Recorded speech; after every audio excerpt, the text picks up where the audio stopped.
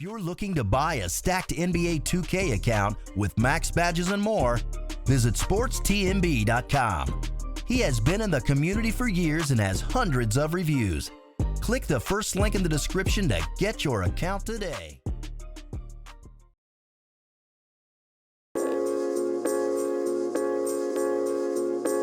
The Philadelphia 76ers, after the longest undefeated start in the NBA, since winning 5 games straight, they are now 11-6. They went on a 3-game losing streak to the Suns, Jazz, and Nuggets, and they somehow managed to lose to the Magic and the OKC Thunder in overtime. And overall, so far, their schedule has been really easy. The Heat, Nuggets, Jazz, and Celtics are the only good teams that they've beaten. Every other team has been 500 or below. 8 of their wins have come from bad teams. The Spurs, who have sucked, the Knicks, who are the Knicks, the Cavaliers twice, the Charlotte Hornets, the Blazers, who have sucked, the Hawks, and the Pistons, who have sucked and didn't even have Blake Griffin. So their record is already not amazing. Add on to it how easy their schedule's been, and that record looks real shaky. When you watch this team, there is a pretty noticeable reason for why they've been struggling, and that is a lack of fit and spacing. These were concerns going to the season, and it looks like people were right to be concerned. And I think that this team could be a lesson in why it is important to consider fit when building a team. At a certain point, the amount of talent on this team will negate a lack of fit versus most NBA teams. But against the top teams in the league, the results won't quite be the same. So let's talk about this Sixers team and see if these problems could potentially hold them back from winning a championship.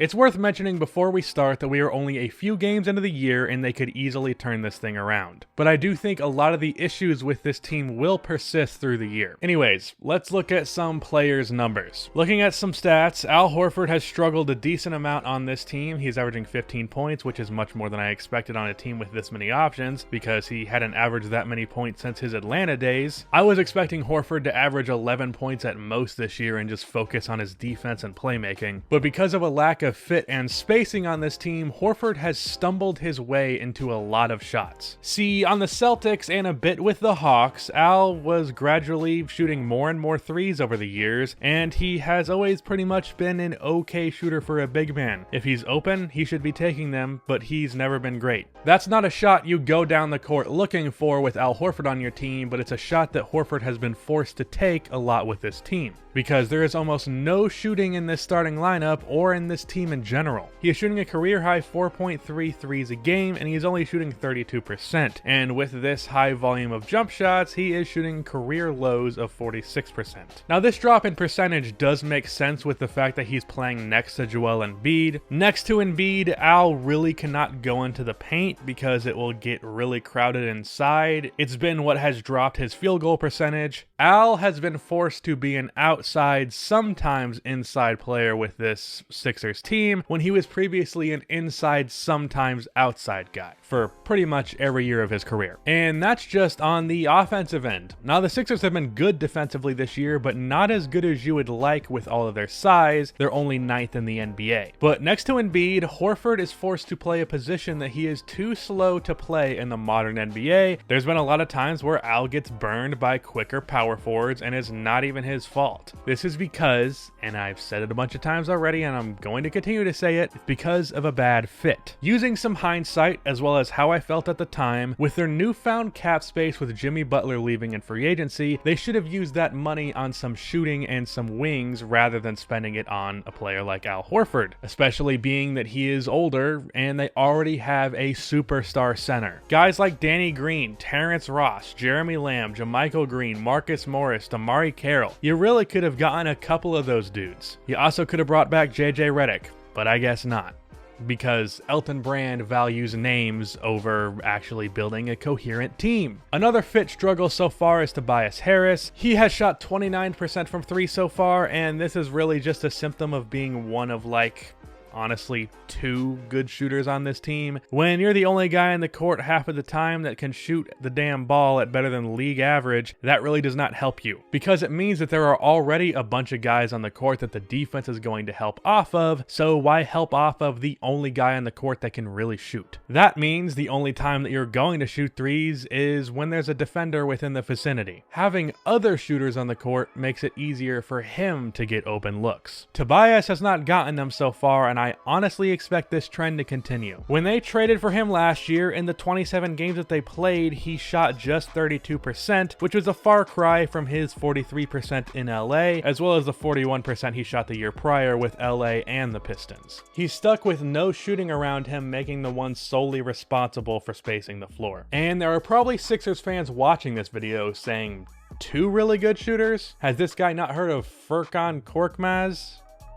I probably butchered that, but no, I'm fully aware of Fur Brand Corkscrew. He is shooting 39% from 3 on 4.8 attempts a game, which is great. I know he's a good shooter. Him and Tobias are really good shooters. Josh Richardson, however, is not. Josh is a slightly above average shooter, sometimes not even above. Last year, he shot 36% on 6 attempts. This year, he is shooting the same percentage, this time on 5 attempts. Far from the last guy that I would pick to hit a 3-pointer to save my life, but also far from the first. Basically, a bit above average. And then there was Ben Simmons. Now, I've made a whole video about this guy, so I'm not gonna beat the dead horse, but to keep it short and sweet, the dude's not been good, or rather, he hasn't taken the step that I think is necessary for this team to win a championship. As I said in that video, Ben Simmons needs to reach his superstar potential for the Sixers to win it all, because him as he is right now is not good enough as the 2nd best player on the team. He is actually arguably the 4th best player on this team, which I have got to imagine is just depressing for Sixers fans. I'd place him as 2nd, but the difference is pretty negligible. I've said what I need to say about Ben, so has everyone else and their mothers.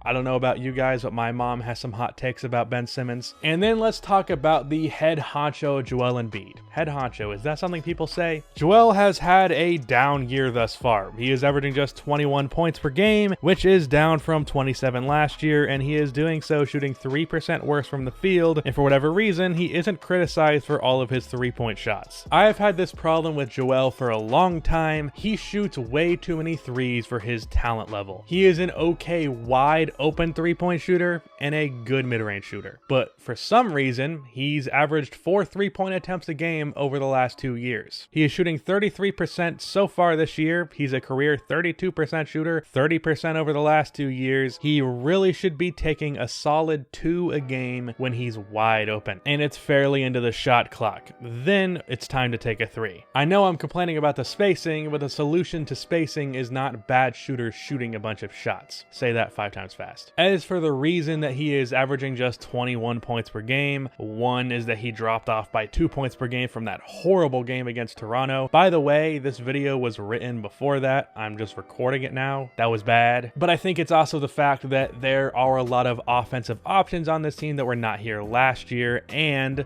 a lack of spacing, because it makes it easier to double him. And then another problem that has pretty much always existed with this team is a lack of depth. Furkan Korkmaz is the only really good player off of this team's bench, and then there is Mike Scott, James Ennis, and Matisse Thybulle. Those last 3 are pretty much okay rotation players, but not great for a contending team. I love Mike Scott and all of his emoji tattoos, but he is really inconsistent, and James Ennis is the most whatever player in the NBA. And while Matisse Thybulle has shown some signs of being a really good player, it's important to note that those are really just signs. He is currently not great. So no depth, poor roster construction, no spacing, and Ben Simmons stagnating. Can this Sixers team win a championship in spite of that? Now, as I said in the intro, we are not even a quarter into the season yet, so they can turn this around. But I really think that this Sixers team is going to succumb to the lack of fit versus a team that has a better fit like the Milwaukee Bucks or even the Celtics or Heat in the East. And then if they actually make it to the finals, pretty much every team that could come out of the West has a far better fit, other than the godforsaken Rockets. So no, I don't think that this Sixers team can win a championship as it is currently constructed. But on the bright side, Well, actually, there isn't a bright side. They're pretty much stuck with the team that they have now. Ben Simmons has a crazy contract, so does Tobias Harris, and so does Al Horford, who is also 33 with 3 more years to go on his contract after this season. So, I don't know, man. I guess that's the end of this video. Yikes.